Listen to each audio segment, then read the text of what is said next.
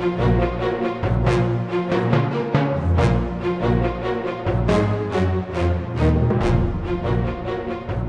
idea of creating some kind of behind-the-lines German resistance organization originated with Reichsführer SS Heinrich Himmler.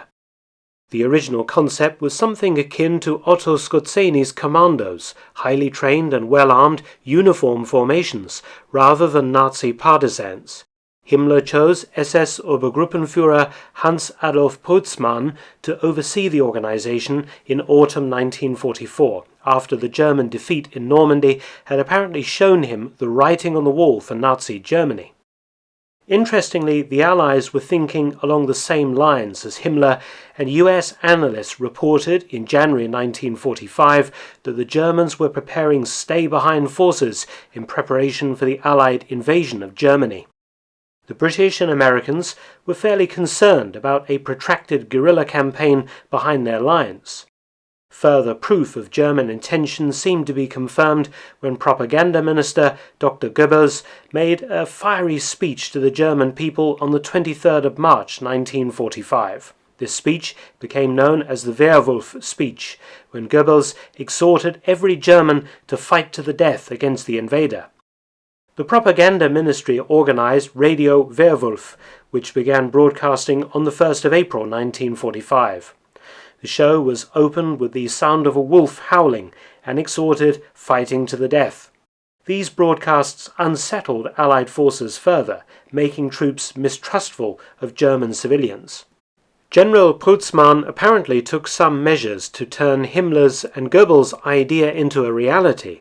A Werewolf Central Training Center was established at a castle near Erkelenz, training batches of 200 older Hitler youths and some SS volunteers in each intake. Each regional Gauleiter was ordered to draw up lists of potential recruits for the Werewolves, who were then to be trained at locations in the Rhineland or around Berlin.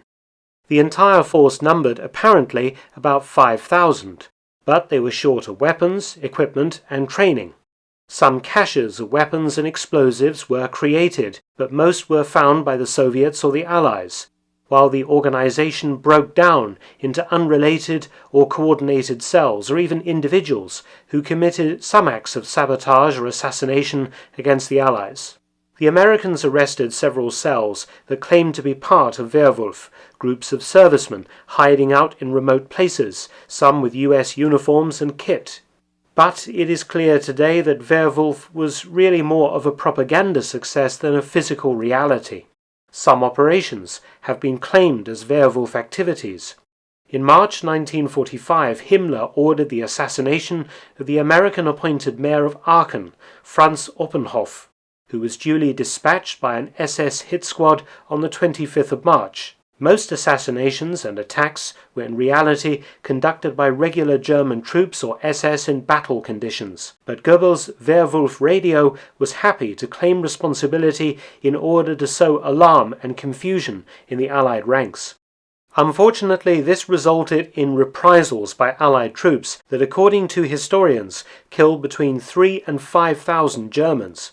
Collective punishments, fines and curfews existed in West Germany until 1948. In East Germany it was far worse. The Soviets branded all Hitler youths as potential werewolves, and more than 10,000 were sent to special camps, hundreds were shot, and in one horrendous case an entire town, Demmin, was burned down, resulting in hundreds of suicides among the population. By the end of 1945, the United States herded 100,000 German civilians into basic camps as a security measure to prevent Werewolf activities, the British also mounting reprisals when Werewolf activities were suspected. In the final analysis, Himmler's idea of a uniformed army behind Allied lines failed to materialize. Dr. Goebbels' effective propaganda ensured that the paranoid Allies and Soviets came down hard on any German who resisted, citing the Werewolf organization as the reason. Goebbels only succeeded in unnecessarily killing yet more Germans when the war was almost over. Werewolf was, in the final analysis, a complete failure. Thanks for watching. Please subscribe and share, and also support my channel at PayPal or Patreon. Details in the description box below.